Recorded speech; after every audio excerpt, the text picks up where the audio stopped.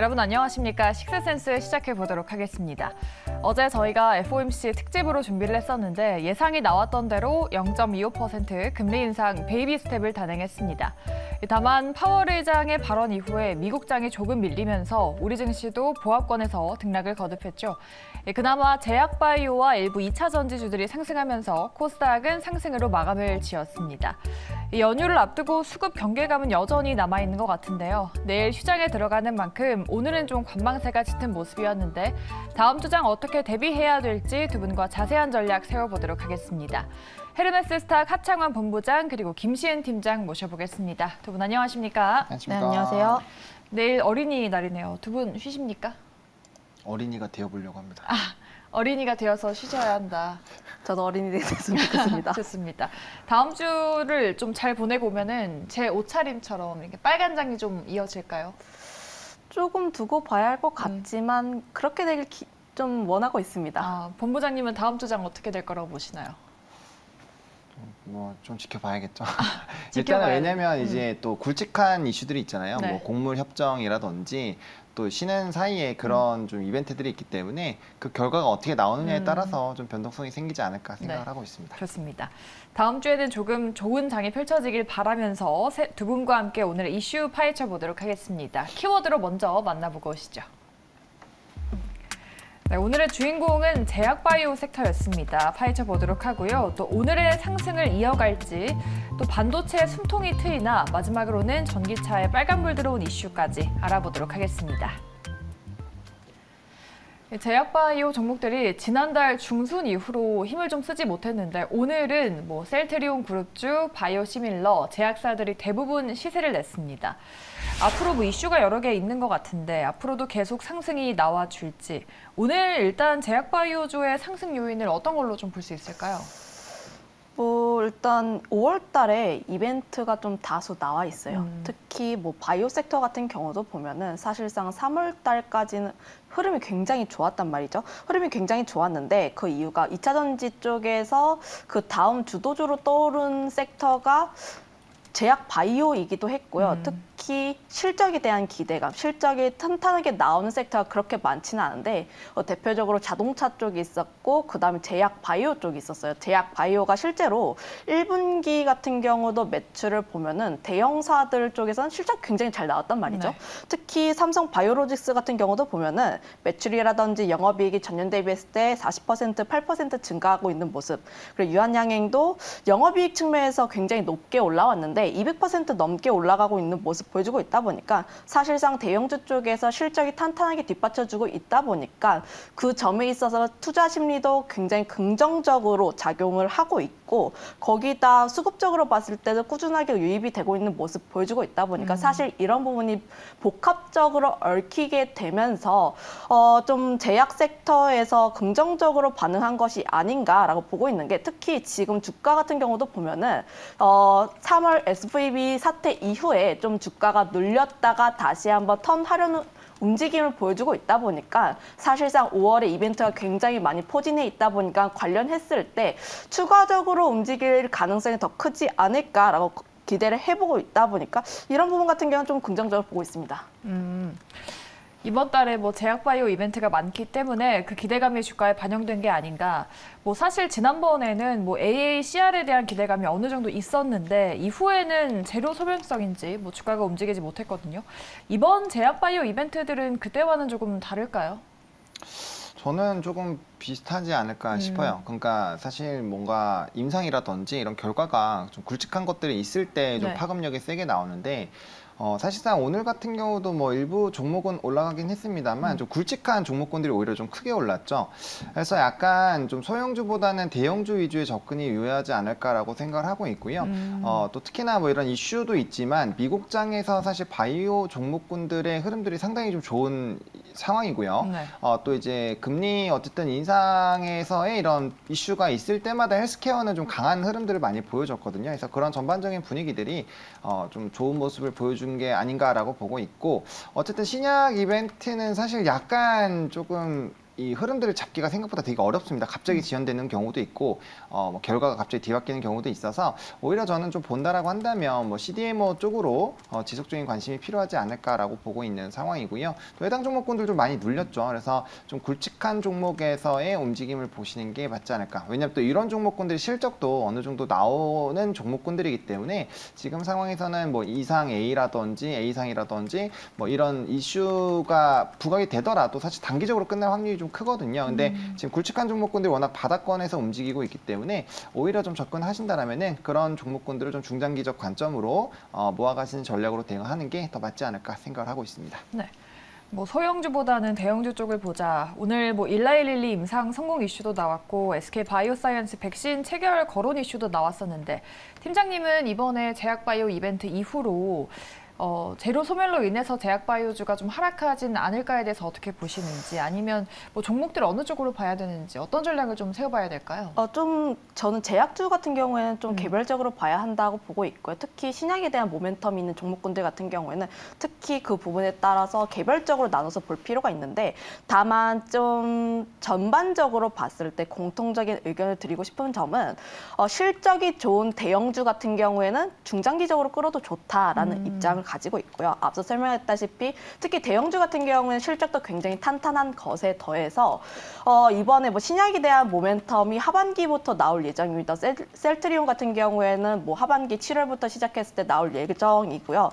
5월 달에는 유플라이미마가 FDA 승인 결과가 5월에 확인이 가능하다 보니까 사실 이런 모멘텀도 가지고 있다는 점. 물론 지방 문제가 좀 있긴 합니다. 지방 문제가 좀 있긴 하지만 주가 측면으로 봤을 때 기업의 본질과는 좀 상관이 없다는 점. 그리고 주가가 좀 바닥권에 있다 보니까 사실상 중장기적으로 이끌어 가려면 실적이 좋은 대형주 위주로 접근을 하시는 게 더 좋을 것 같다고 판단을 하고 있고요. 네. 이벤트적으로 좀 접근을 해보신다면 5월 달에 나와 있는 이벤트 중에 19일에 AI 신약 개발 혁신 포럼이라는 이벤트가 나와 있어요. 네. 관련했을 때 특히 AI라든지 뭐 유럽 쪽에서 암학회 관련 컨퍼런스도 있다 보니까 이런 점에서 좀 보게 된다면 개별적인 종목군으로는 루닛이라는 종목이 좋지 않을까라고 보고 있는데 루닛이라는 종목이 AI를 기반으로 했을 때 암을 진단하는 솔루션 개발 기업입니다. 네.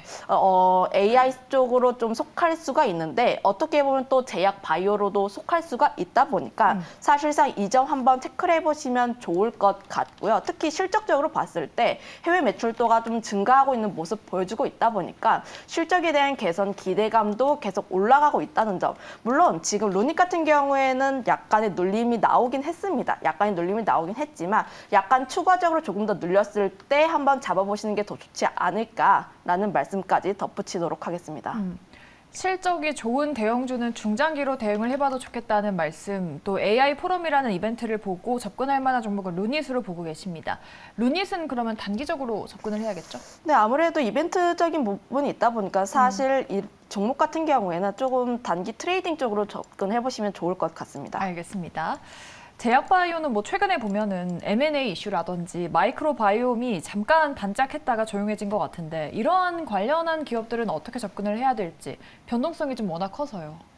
말씀하신 것처럼 변동성이 크기 때문에 네. 이슈를 좀 추적을 할 수밖에 없고요. 이슈가 사그라들면 네. 특히나 바이오 같은 경우는 수급이 지금 장기적으로 들어오는 게 아니잖아요. 단기적으로 반짝할 때 쑥 들어갔다가 쑥 빠져나가기 때문에 그 흐름을 좀 잘 파악하실 필요가 있고요. 그러니까 그거에 잘 편승을 하셔야 된다는 거죠. 그리고 네. 그거를 만약에 하기 힘드시다라고 한다면 제약바이오는 일단 놓아놓는 게 좋습니다. 왜냐하면 저는 조금 제약바이오가 사실 매매하기 굉장히 어려운 섹터라고 그렇죠. 생각을 하고 있기 때문에 또 이제 마이너스로 가기 시작하면 70%, 80%대를 볼 수 있는 또 섹터이기도 하거든요. 네. 그래서 저는 웬만하면은 이렇게 뭐 이슈 드라이브를 조금 추적하시기 어려우신 분들 같은 경우는 그냥 대형주로 접근을 해주시는 게 좋을 것 같고 사실상 또 대형주도 굳이 바이오 쪽에서 지금 차기 주도 섹터로 좀 부각이 될 수 있다라는 언급들이 많이 있긴 하지만 그런 것들이 가시화가 되지 않는다라고 한다면 일단 관망하시는 것도 저는 괜찮지 않을까 생각을 하고 있습니다. 그 이유가 시장 자체가 제가 한 3주 전쯤부터였죠. 좀 네. 현금화 비중을 많이 늘려놓자라고 좀 강조를 드렸기 때문에 단기적으로 이제 수급이 쏠리는 쪽에서 이런 트레이딩 트레이딩을 하지 않으신다라고 한다면 오히려 현금으로 가지고 계시는 것도 저는 좀 시장의 방향성 잡히고 오히려 좀 주도 섹터가 생겼을 때 추적하는 게 훨씬 더 큰 수익을 낼 수 있다고 생각을 하고 있기 때문에 네. 일단 그런 식으로 좀 의견을 제시드리도록 하겠습니다. 네. 뭐 제약바이오가 워낙 대응하기 까다롭기 때문에 관망해보는 전략도 괜찮다고 코멘트해 주셨습니다. 그러면 다음 섹터는 어떨지 저희가 반도체에 대한 의견도 바로 여쭤보도록 하겠습니다. 반도체 키워드인데요. 삼성과 하이닉스가 내년 하반기까지 중국 공장에 장비를 반입할 수 있게 됐습니다. 원래는 올해 10월에 만료가 되는 거였는데 미국 정부가 이 기간을 한 1년 정도 연장을 한 거죠. 다만 이런 이슈에도 불구하고 오늘 반도체 주가는 좀 힘을 쓰지 못했는데 왜 이런 이슈가 나온 건지, 왜 이런 주가 흐름이 나온 건지 어떻게 보십니까? 그러니까 반도체 업황은 사실 요 이슈는 좀 상당히 좋은 이슈죠. 특히나 네. 하이닉스 같은 경우는 공장을 당장 옮기기 힘든 상황이었기 때문에 더더욱 조금 더 좋은 상황인데 이게 이제 숨통이 트인 거죠. 트이긴 한 건데 가장 중요한 거는 이제 업황에서 재고량이 얼마나 빠르게 감소하는지를 체크를 해야 되거든요. 그러니까 이전에 이런 재고량이 굉장히 늘어났고 뭐 감산을 하면서 이슈가 발생을 했을 때랑 현재는 조금 다릅니다. 지금은 어떻게 보면 경기 침체 초입 부분이라는 얘기도 많이 나오고 있는 상황이고 실질적으로 이런 감산을 진행을 했을 때 재고량이 얼마나 빠르게 줄어드느냐를 좀 가시화를 하는 것들을 봐야 되거든요. 이렇게 말씀을 드리는 이유가 만약에 이러한 사이클이 처음 왔다라고 한다면 사실은 조금 더 이 기대감이 베팅이 될 수 있겠는데 네. 반도체 업황 같은 경우는 사실 재작년부터 계속적으로 6개월 뒤엔 좋아질 거야, 하반기엔 좋아질 거야라는 이슈가 연달아 있었거든요. 맞아요. 그렇기 때문에 더더욱더 이런 기대감이 있었고 거기에 따른 또 실망 매물들이 출회가 되면서 조금은 좀 부정적인 영향을 받지 않았나라고 보고 있는 상황이고요. 또 무엇보다 반도체 업체 같은 경우는 이제 시가총액 상위 종목군들이다 보니까 또 대외 변수에 조금 취약합니다.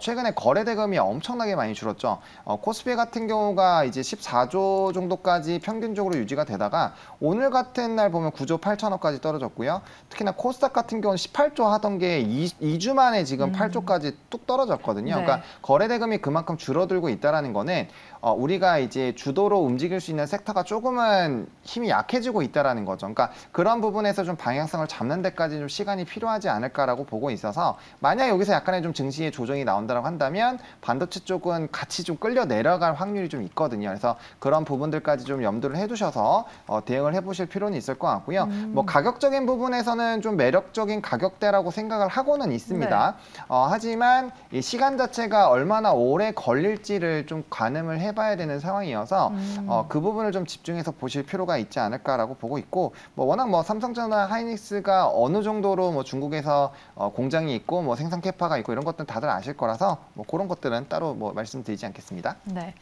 반도체는 조금 보수적으로 보고 계십니다. 오늘 나왔던 이슈인데 뭐 글로벌 빅테크 기업들도 지금 서버 투자 축소를 하고 있다고 합니다. 마이크로소프트나 메타도 2분기에 뭐 투자를 축소한다고 하는데 팀장님은 오늘 나온 호재도 있고 이런 악재들도 있는데 어느 쪽에 조금 더 비중을 주시나요?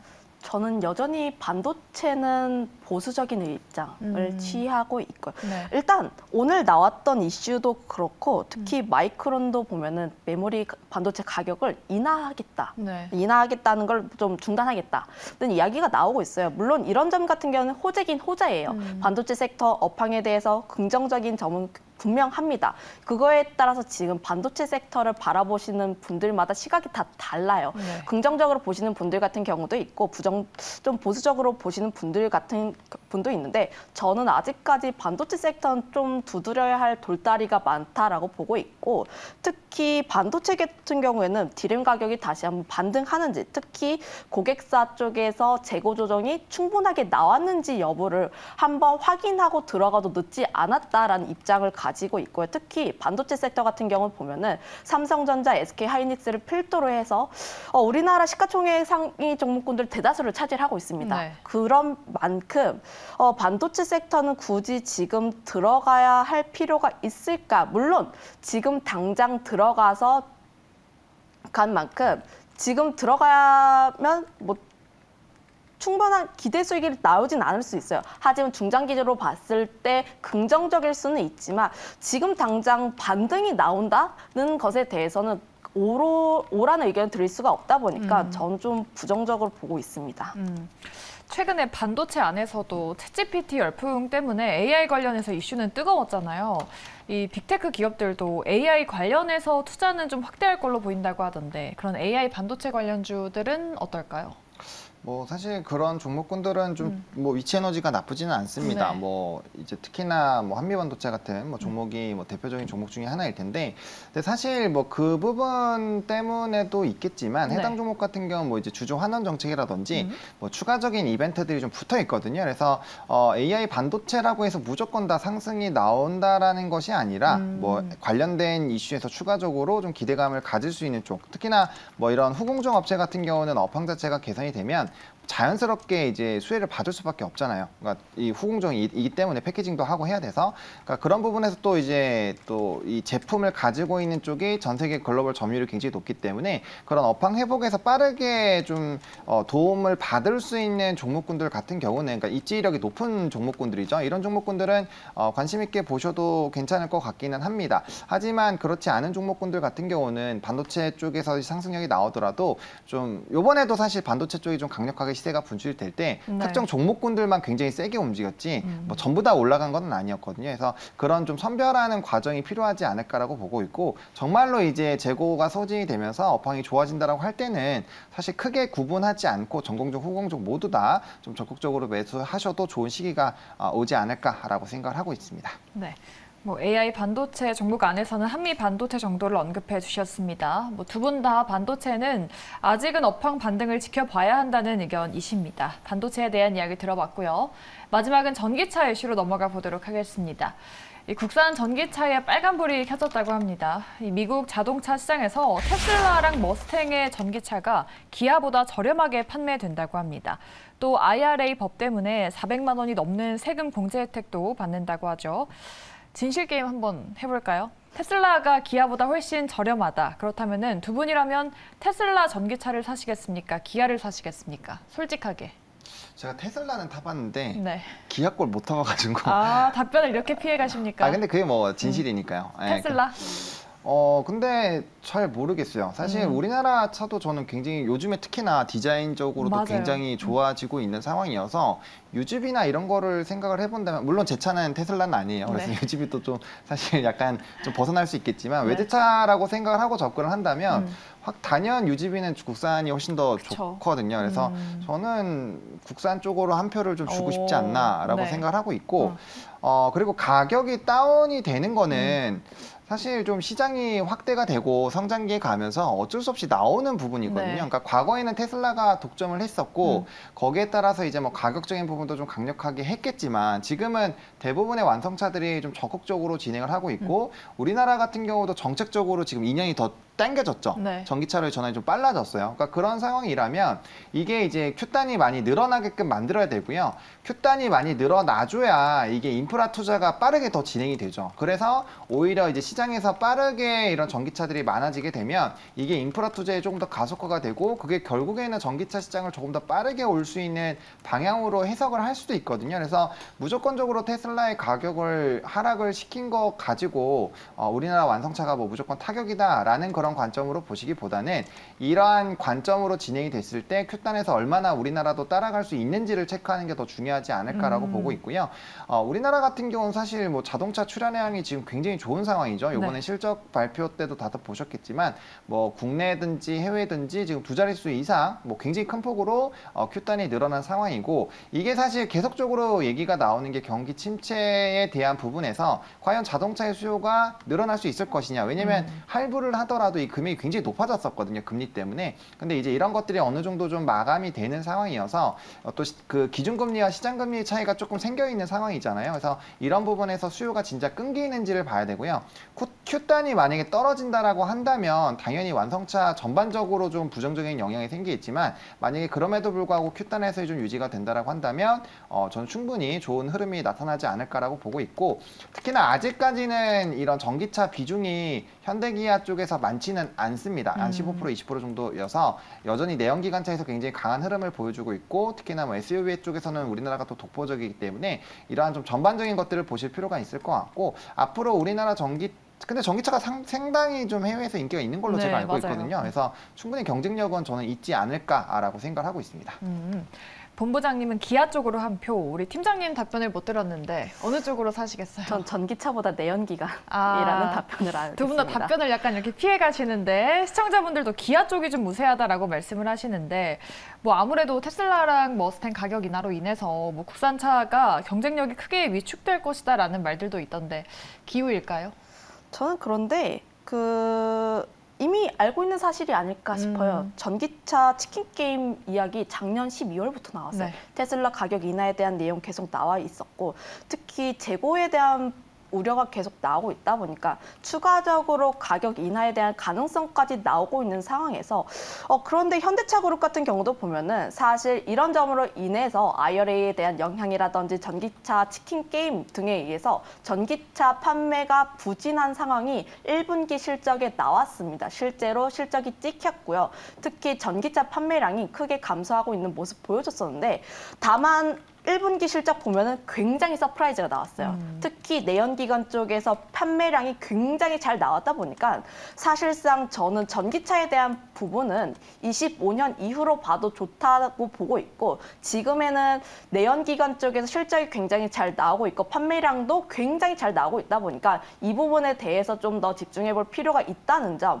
지금 같은 경우는 25년 이후에 대해서 걱정해봐야 할 일을 먼저 땡겨서 걱정하다 보니까 네. 나오는 일이라고 생각을 하고 있고 저는 25년 이후에 전기차를 미국에서 판매를 했을 때 특히 지금 현대차 그룹 같은 경우는 이미지가 굉장히 좋아요. 특히 네. 길거리 보면은 기아, 현대 되게 차가 세련되게 나오고 있습니다. 로봇처럼 예쁘게 네, 나오더라고요. 진짜 예쁘게 나오고 있다 보니까 사실상 판매량도 글로벌적으로 나와주고 있듯이 이미지 자체가 굉장히 좋아지고 있다 보니까 25년 이후에 현대차 그룹이 전기차 판매를 IRA 법안에 대해서 좀 수혜를 받았을 때 그 이후에도 좀 긍정적으로 판매가 나오지 않을까라고 전망하고 있고요. 특히 전기차 같은 경우는 앞서 설명했다시피 이렇게 나올 수밖에 없는 상황인 게 아무래도 판매량이 많아지면 많아질수록 완성차 쪽에서는 좀 가격대를 인하해야 되는 부분이 있다 보니까 나오는 어쩔 수 없는 상황이다라고 보고 있습니다.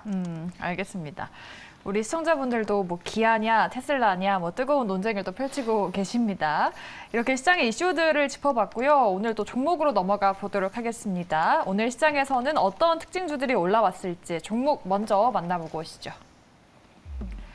네, 오늘 실적이 나왔던 카카오 그리고 캐스피온과 에코플라스틱 종목들 내일 주가 상승할 수 있을지 다음 주 주가 보도록 하겠습니다. 자, 먼저 카카오입니다. 1분기 영업이익이 1년 사이에 반토막으로 쪼그라들었습니다. 아무래도 뭐 투자가 확대됐기 때문이겠죠. 실적 부진을 딛고 주가도 일어설 수 있을지 일단 두 분의 의견부터 보도록 할게요. 네, 카카오는 안타깝게 두 분 다 노를 주셨습니다. 보통 뭐 실적이 안 좋을 때 주가가 오르면은 여기가 바닥이구나라고 신호로 보는데 카카오는 조금 주가가 밀리니까 이거를 실적이 더 안 좋아질 걸로 좀 봐야 될까요? 뭐 실적도 실적이지만 네이버 카카오 같은 경우 일단은 가장 중요한 게 이제 정부의 규제가 네. 빨리 풀리느냐가 제일 중요합니다. 일단은 실적이 악화가 되게 됐었고 그다음에 이 주가가 이 정도로 많이 밀리게 된 가장 첫 번째 이유가 정부에서 엄청난 강력한 규제로 압박을 넣었을 때 그때가 이제 21년 9월 9일이었죠. 요 날부터 규제에 대한 좀 강한 얘기가 나왔고 그게 아직까지도 유지가 되고 있는 상황이죠. 네. 그래서 첫 번째로 그 규제 부분이 해결이 되지 않으면 사실 업황적으로는 좋을 수가 없다. 정책주를 사람들이 좋아하는 이유가 있죠. 정부가 밀어주는 산업과 좀 규제를 하고 좀 막는 이런 산업에서는 성장성에서 큰 차이가 나올 수밖에 없는 상황이고 뭐 투심적에서도 당연히 좀 문제가 될 수 있죠. 게다가 두 번째 문제는 분할이죠, 분할. 기업을 분할하는 이런 이슈들이 아직도 좀 여전히 잔류하고 있는 상황이어서 네. 해당 부분들이 해결이 되지 않으면 조금은 안타깝지만 뭐 엄청난 대세적인 시세가 나오기에는 좀 쉽지 않지 않을까라고 생각을 하고 있고 네. 그렇기 때문에 카카오 그룹주들이 전반적으로 지금 차트가 다 누워 있잖아요. 네. 그만큼 이제 신규적으로 매수를 들어가기가 사실 조금 부담스러운 부분도 있고요. 말씀 주신 것처럼 지금 실적 같은 경우는 많이 쪼그라들었죠. 매출 네. 같은 경우 5% 10% 떨어졌지만 영업이익이 55%나 하락을 했고 순이익 같은 경우 93%나 감소를 했거든요. 그러니까 엄청나게 큰 폭으로 감소를 했습니다. 물론 투자에 대한 이슈가 있는 상황이고 국민주의이기 때문에 좀 좋은 흐름이 됐으면 좋겠지만 현재 상황에서 추가적으로 올해는 더 뭐 비용이 더 들어갈 것이다라는 얘기들도 기사들이 좀 있더라고요. 그러니까 그런 부분에서는 실적에 대한 부정적인 기조가 어느 정도는 좀 유지가 될 수 있지 않을까라고 보고 있고 네. 또 이제 뭐 인프라 쪽이 특히나 좀 비용이 많이 들었죠. 데이터 센터라든지 그러니까 이런 부분들은 또 추가적으로 비용이 발생이 될 수 있는 부분이어서 이런 전반적인 회복세들이 나오는 것들도 중요하겠지만 저는 앞에 두 가지 부분이 좀 해결이 돼야 정말 다른 기조의 움직임이 나올 수 있지 않을까라는 관점에서 일단은 보수적인 의견 X 드리도록 하겠습니다. 네. 팀장님도 카카오는 노를 주셨어요. 뭐 그룹주 중에서는 카카오뱅크 정도가 리포트가 많이 나오긴 했는데 카카오뱅크 같은 다른 그룹주들도 다 노를 주실까요? 네, 저는 굳이 카카오 쪽을 볼 다른 종목군들도 많은데 네. 카카오 쪽을 봐야 할까 싶은 입장이고요. 아무래도 카카오 그룹주 같은 경우는 차트 모양이 비슷합니다. 네. 대부분 앞서서 말했다시피 우하향하는 추세이다 보니까 사실상 지금 상승을 하기 위해서는 추가적으로 강력한 매물대를 뚫고 갈 새로운 모멘텀이 필요한데 제가 한 3월쯤에 그 카카오 네이버를 이야기를 할 때 주가가 단기적으로 반등을 하기 위해선 첫 번째로 필요한 것이 실적이 잘 나와야 하고 두 번째로는 새로운 무엇인가가 있는데 나는 그것이 챗 GPT 그러니까 AI 쪽이 되지 않을까라고 전망을 했는데 1분기 실적 좀 어느 정도 기대를 했지만 어닝 쇼크가 나왔고요. 그 점에 있어서 실적 같은 경우에도 계속 부진한 모습 보여주고 있다 보니까 새롭게 주가가 반등을 하기에는 조금 어려운 상황이라고 보고 있습니다. 그런데 새로운 모멘텀을 보고 있는데 새로운 모멘텀 같은 경우에는 하반기에 코 GPT 2.0을 공개할 예정인데 네. 사실 하반기에 이거를 기대를 하고 적극적으로 매수를 하기에도 지금 매물대가 굉장히 많고 지금 주가가 고점 대비했을 때 굉장히 많이 눌려 있다 보니까 그쵸. 사실상 지금 이런 시점에서 적극적으로 매수를 하기에는 굉장히 부담스러운 상황이다라고 정리하겠습니다. 알겠습니다. 카카오 그룹주에 대해서는 두 분 다 보수적인 의견을 주셨습니다. 노로 일치가 됐다는 점 참고해 보시고요. 두 번째 종목으로는 캐스피온 보도록 하겠습니다. 이 페라이트 관련주가 연일 뜨겁습니다. 그중에 하나가 캐스피온이죠. 오늘 6%가량 상승으로 마감했는데 다음 주도 과연 상승을 이어갈 수 있을지 두 분의 의견부터 보시죠. 캐스피온도 두 분 다 노를 주셨습니다. 페라이트 테마로 묶이기 전에는 조금 생소했던 기업인데 뭐 오늘 변동성이 정말 컸더라고요. 캐스피온 노를 주신 이유가 페라이트 관련주 전체적으로 다 노를 주셨을까요?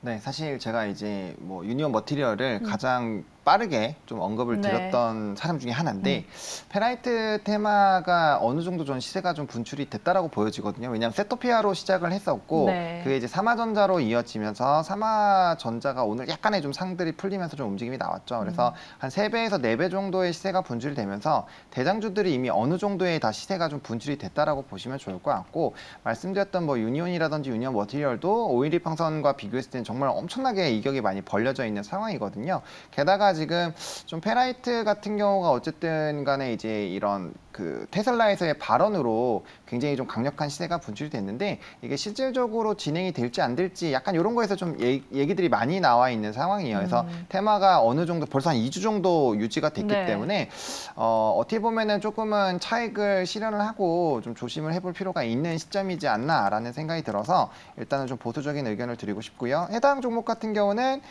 이제 이 관련된 시트 제조 기술을 보유하고 있다라는 부분으로 좀 부각이 됐기 때문에 근데 이제 테슬라에서 언급한 것도 엔진이었거든요. 그래서 그런 부분을 본다라고 한다면 조금 보수적으로 보는 게 맞지 않을까 생각을 하고 있습니다. 네. 캐스피오는 두 분 다 또 의견을 드렸습니다. 저희 마지막 종목은 에코플라스틱 보도록 할게요. 오늘 신고가를 뚫어냈는데 다만 상승폭을 조금 많이 줄이면서 음봉으로 마감을 지었습니다. 에코플라스틱은 어떨까요? 두 분의 의견 보도록 할게요.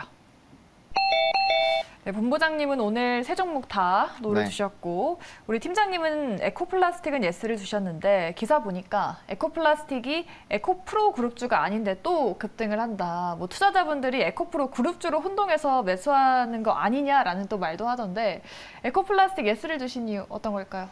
일단 에코 쪽이랑은 좀 그 얘기는 처음 듣는 것 같고요. 네. 일단 이 부분 같은 경우에는 지금 5를 드린 이유가 지금 당장 적극적으로 매수를 하라는 의미는 아니고 눌림목 매수 접근은 유효하다. 그 이유가 아무래도 차량 경량화에 대한 내용은 계속적으로 나오고 있는 부분이기도 하고 특히 전기차가 대중화가 되면 될수록 차량 경량화에 대한 이야기가 계속 나올 수밖에 없다 보니까 사실상 이 기업이 현대차 1차 벤더이다 보니까 관련 부분에서 긍정적으로 수혜를 받을 수밖에 없다는 점, 특히 플라스틱 범퍼 분야에서 국내 1위이다 보니까 지금 추세적으로 봤을 때 아직 깨지 않았다 보니까 사실상 지금 박스권 하단 라인까지는 접근이 유효하다는 말씀 덧붙이도록 하겠습니다. 에코플라스틱 좀 유망해 보이지만 눌림목 매수로 접근을 해보자라고 말씀해 주셨습니다. 본부장님은 노를 주셨는데 네. 눌림목 매수도 노일까요? 사실 이 질문을 똑같이 3월 30일에 이 자리에서 했었어요. 네. 그래서 그때 기억력이 정말 좋으시네요. 예, 그때 둘 다 동그라미를 했는데 네. 그때 말씀드렸 때보다 지금 오늘 고가 기준으로 100% 올랐거든요. 저는 충분히 올랐다라고 생각하고 네. 있고요. 그때는 이제 실적도 굉장히 좋았고 경량화 부분에서 대부분의 종목군들이 좀 시세가 분출이 되고 있어서 좀 동그라미 의견을 드렸지만 네. 지금 오늘 같은 경우도 사실 돌파 매매 자리이기는 합니다만 네. 좀 고점에서 거래량이 좀 상당 부분 많이 터졌죠. 그래서 저는 약간 지금 시점에서는 한 번 정도는 수익 실현을 하고 저는 시장을 약간 좀 보수적으로 보고 있는 상황이어서 일단은 수익이 크게 난 종목에서는 현금화를 해서 일단 리스크 해지 차원으로의 좀 대비를 할 필요가 있지 않나라는 관점으로 뭐 기업은 되게 좋습니다. 제가 이전에도 굉장히 좋게 말씀을 드렸는데 그래서 그런 관점에서 본다라고 한다면 조금은 이제 현금화를 좀 보유하셨으면 좋겠다라는 관점으로 X 의견을 드리도록 하겠습니다. 네, 그러네요. 에코플라스틱 두 분이 뭐 3월 말에 SL을 주시고 나서 많이 올랐습니다. 뭐 저희 식스센스 보셨던 분들은 또 수익을 많이 나셨을 것 같습니다. 이렇게 오늘 두 분과 함께 오늘장 이슈들 모두 파헤쳐봤고요. 두 분은 여기서 보내드리도록 할게요. 헤르메스 스탁의 하창원 본부장 그리고 김시은 팀장과 함께했습니다. 두 분 오늘 말씀 고맙습니다. 감사합니다.